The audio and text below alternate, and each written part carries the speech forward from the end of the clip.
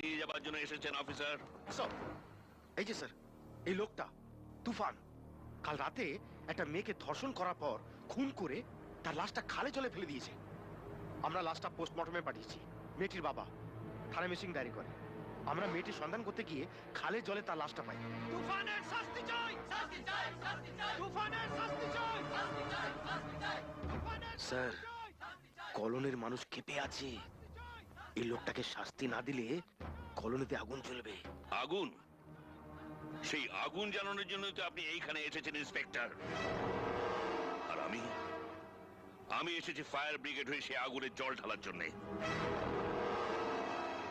ওরা সেটাই জেনেছে যেটা এতদিন আপনি ওদের বুঝিয়েছেন, আপনি ওদের দেখিয়েছেন। এবার ওরা সেটাই জানবে যেটা আমি ওদের বলবো, আমি ওদের দেখাবো।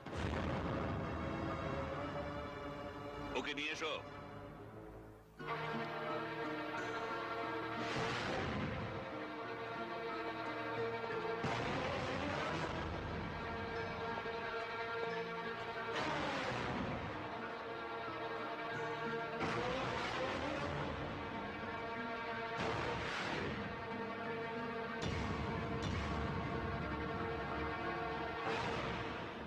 এই মেয়েটির লাশই তো আপনি পোস্টমর্টমে পাঠিয়েছেন, তাই না?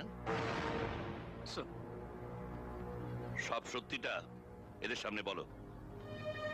আমার বাবা ভীষণ অসুস্থ, হাসপাতালে ভর্তি করতে পারছিলাম না।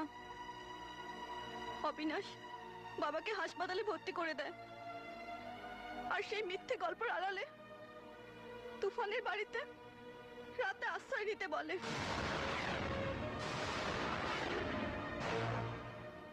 আমি মাঝরাতে বাড়িতে গিয়ে শাড়ি ব্লাউজ ছেড়ে থানায় গিয়ে দিয়ে আসি। আর উনি আমার বাবা নন, পার্টির লোক। আমি আমার বাবাকে বাঁচানোর জন্য এই নোংরা কাজটা করেছি। আমি এই অপরাধের জন্য আপনাদের কাছে ক্ষমা চাইছি। তুফানদার কোনো দোষ নেই। এতক্ষণ যাকে আপনারা অভিশাপ দিচ্ছিলেন, যার শাস্তির দাবি করছিলেন, জানেন তিনি কে? উনি হচ্ছেন সিবিআই ডিপার্টমেন্টের সবচেয়ে গ্লোরিয়াস অফিসার, আমাদের সবার গর্ব তন্ময় সান্যাল ওরফে তুফান।